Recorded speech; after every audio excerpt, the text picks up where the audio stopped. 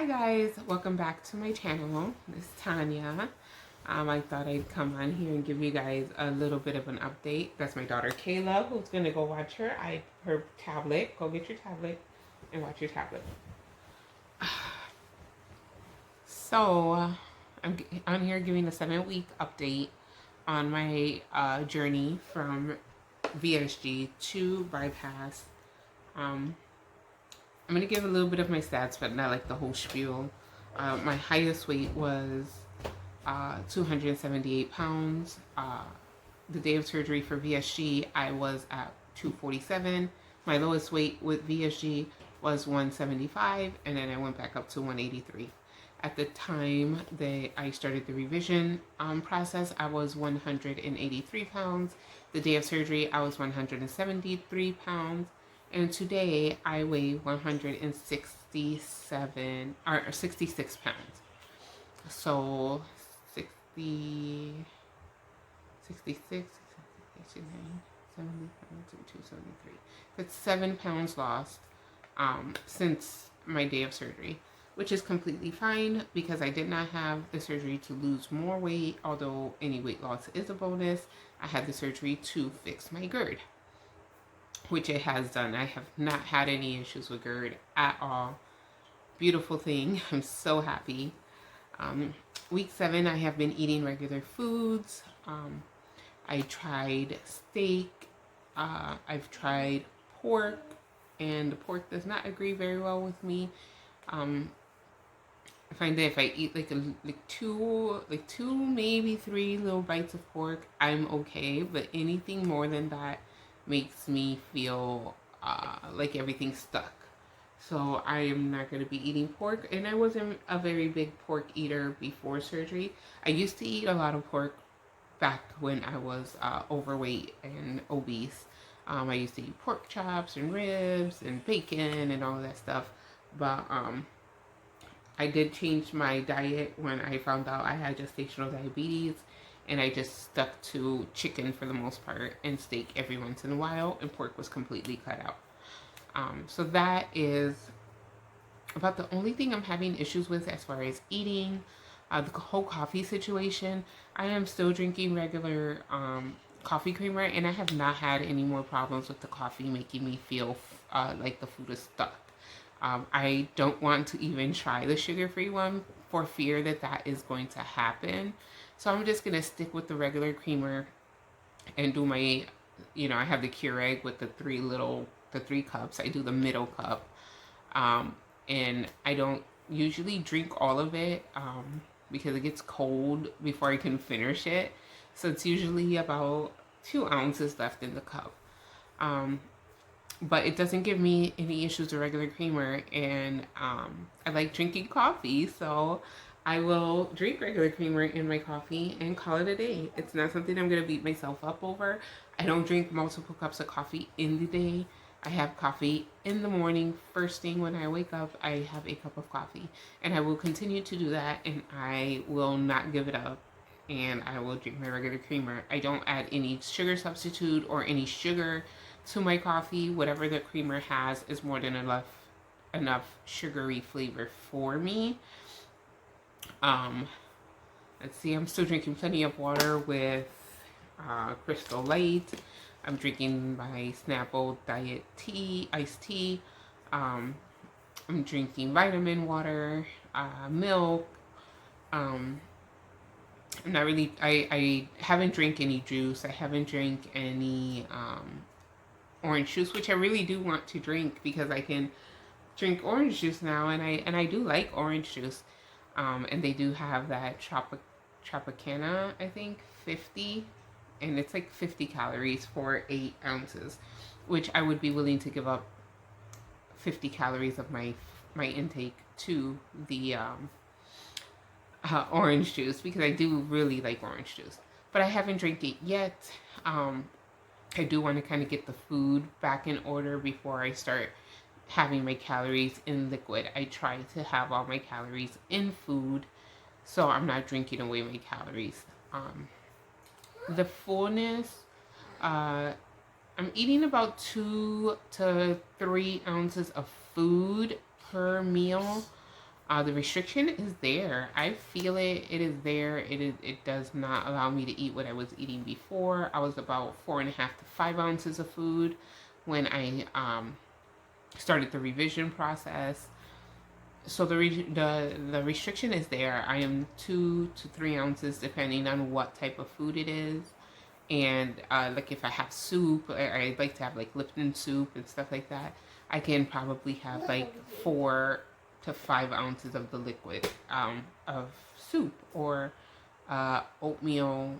I've had I think almost 4 ounces of oatmeal, almost, but I do make it quite watery or milky with milk, and that's just the way I like it. Sometimes I like it more of oatmeal, texture flavor, texture. And sometimes I like it more of a liquid texture. So depends on how I'm feeling. Let's see what else. I am. I've said it before. I'm a size small. This pajama that I bought from the Great Walmart is a size small, the top and the bottom. So my size is still right now. It's still a small. I can't imagine they can get any smaller than a small. Maybe an extra small if I lose more weight. Which is super weird. I mean, I'm 166 and I am in a small, and it's not like super tight on me or anything like that. It is very loose, but I can't imagine fitting in this extra small. I'm pretty sure that if I tried, I probably would fit in it, but I still have that mentality of I'm fat to ask Andrew. To buy a extra small. I just keep like in my head. I still have that body dysmorphia where I'm like, oh, I'm still fat, and I know I'm not. I know that I don't weigh 275 pounds clearly because my scale does not say that. But when I go shopping, I do have that mentality of, oh, I need to look at an extra large or 2X before I go to the small. Okay. And of course I look at it and I know it doesn't fit me. And I'm slowly, like every time I go to the store, I'm like drifting away from the plus size section and going into the regular women's or even junior section to find clothes. And it's something that I don't think I'll ever get used to. Maybe a few years down the line, I'll get used to buying smaller clothes, but it still kind of makes me feel like, oh my god, I bought a size small. That's really crazy. And just because I have that extra skin on my stomach, I don't see my body as being small because I have the flabby skin, and it just makes me feel like, oh, I'm so fat. I know. I have to get those thoughts out of my head, and I know that having surgery, plastic surgery, will probably help with that, but I don't think I will do plastic surgery. So I have to figure out a way to like get it out. Now, when I wear my girdle and it's, sucks everything in, makes everything nice and flat, and I put on some really nice clothes and everything fits really well and flows really well, I'm like, oh yeah, I can see, what my body looks like. But if I don't have a girdle on, I just see that extra skin hanging out. Is it so yummy? Mm-hmm. She wants to show her. Okay, go eat it over there. So yeah, so that's where I'm at with clothes. My hair, I guess it is starting to fall out some. I'm getting, either this is new growth or broken hair. I don't even know at this point. My hair is very thin already, so I'm just hoping I don't lose too much. But as you can see, it was growing back from the last bout of this was from VSG. All of this hair was like up here. I lost all of this. All of this is new hair, new growth. Because it was all like this. All of this hair up top. And so now it's like finally getting longer, and I'm gonna lose it again. So I am in a Facebook group for my area for VSG or bariatric surgery, and I did see on there that some of the girls or people are having trouble getting their insurance to approve their revision surgery.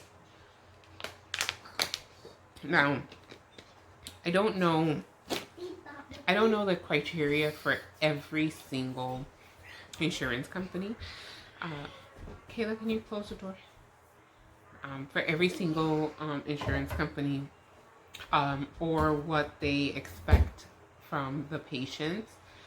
But I have noticed that people that need a revision surgery that are still not near their goal weight or still very, very overweight or considered obese, that it is harder for them to get approved. Now for me, it was not hard to get approved for my revision surgery. They did deny me the first time, but it was overturned within 2 days and approved. My doctor called and spoke with whoever it is he needed to speak to, and he presented everything that we had, and I sent him some more information from my PCP from when I first started complaining about the GERD and all the different medications that my PCP put me on, because I didn't go through my surgeon at first. I went to my PCP first, and so I sent him all of that information, and he brought it to my insurance, and they overturned the denial and approved me without having to do a what's that word I'm looking for? I can't think of the word, but you know, when they deny you, you have a chance to refute it or whatever. I can't remember the word. I'm sorry. An appeal. That's what it is. So I didn't have to do the appeal. Now for my surgery, for my revision, I did not have to go through the whole process again. I had an endoscopy done a couple months before the surgery, and that's what propelled my doctor to go ahead and push it through insurance. I did not have to do psych. I did not have to do pulmonary. I did not have to do cardiologist. I didn't have to do nutrition classes. I didn't have to do absolutely anything for the revision surgery. All I had to do was go to my doctor's appointment. He kept following up, trying different medications for the GERD, seeing how I was doing between the endoscopy and the time of the approval, because they put it in right away after the endoscopy. I had the endoscopy 2 weeks later. I had an appointment with him. He said that it was best if I had a revision surgery, and they would be putting it into my insurance that same day. So 2 weeks after my endoscopy, it was submitted to the insurance. And so the insurance took about 3 to 4 weeks to get back. But like I said, it was denied at first. Sorry. My husband called work. Oh, dear Jesus. Waiting for a client to call back. But yeah. So, yeah, I didn't have to do all that extra, all of the process again for my revision surgery. It was pretty much send it into the insurance. They approved it, got scheduled for surgery like a week and a half, 2 weeks after the approval, because they were waiting for some paper from my insurance. So it did go by pretty quick. I did not have that much of an issue, and I know some people are having like major issues. Now I don't know if the fact that I am successful in my weight loss made a difference, that I don't need to lose any more weight. you know, my weight was down. How can I put it? Like, I'm still overweight, but I'm not like obese to the fact that I need to have a revision surgery, not only to help with the GERD, but to help with the weight loss.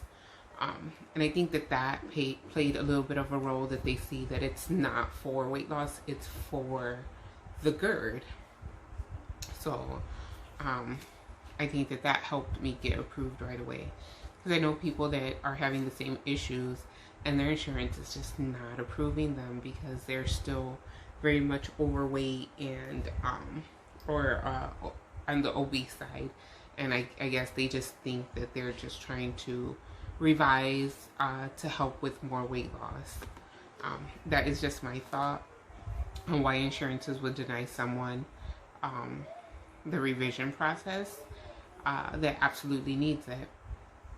It's hard to prove GERD. You know, GERD is something that you feel. It's not something you can show. And luckily for me, my acid content in my stomach was really high, so that kind of helped.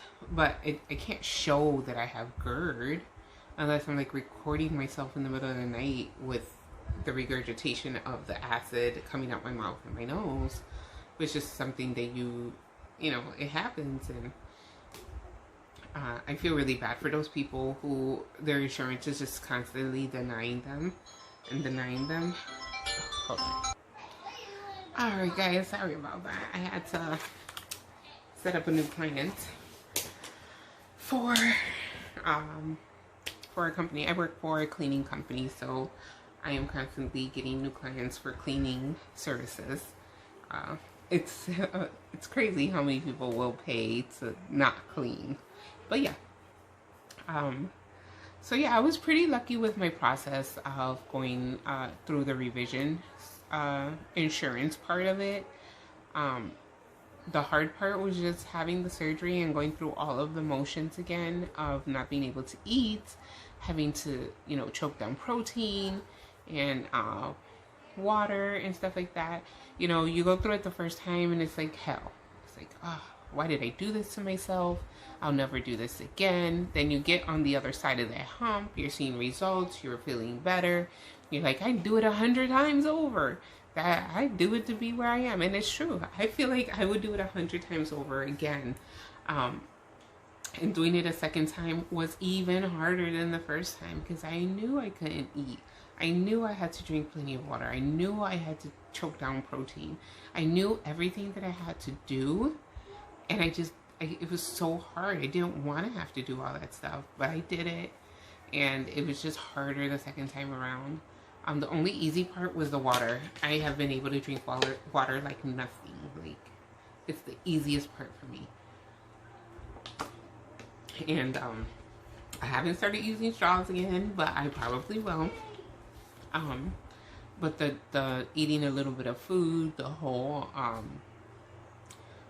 getting used to the I want to eat more but I can't because my stomach is not letting me situation is hard again. I mean, I was at the point where I was 4.5, 5 ounces, and my brain was already like accustomed to that food, that amount of food, and it wasn't like, oh my god, I'm so full, I want to eat more. And it was like, I know I can eat this and I'm fine with it. Now it's like I eat my 2 ounces and I'm like, I want more food, but I can't eat it. I want more, but I can't. And, you know, I have to get up from the table, not sit with the family for the whole dinner because I can't eat anymore. So in order to avoid having myself sit there and want the food, I just get up and walk away. And my family understands. I mean, my husband's very understanding. He knows that I struggle with eating the little bit that I can eat and then wanting more mentally, and he is fine with me getting up from the table and going to sit in the living room while they finish their food, because I don't want to put myself through watching them eat. And I can't. So I do notice that I do have to eat a lot slower now to make sure that the food goes down all the way before I take my next bite and stuff like that. With the VSG surgery, I did eat slow, but not as slow as I am now. It's really, really slow this time because I do feel the difference. But that is my update. That's a little bit about the insurance process.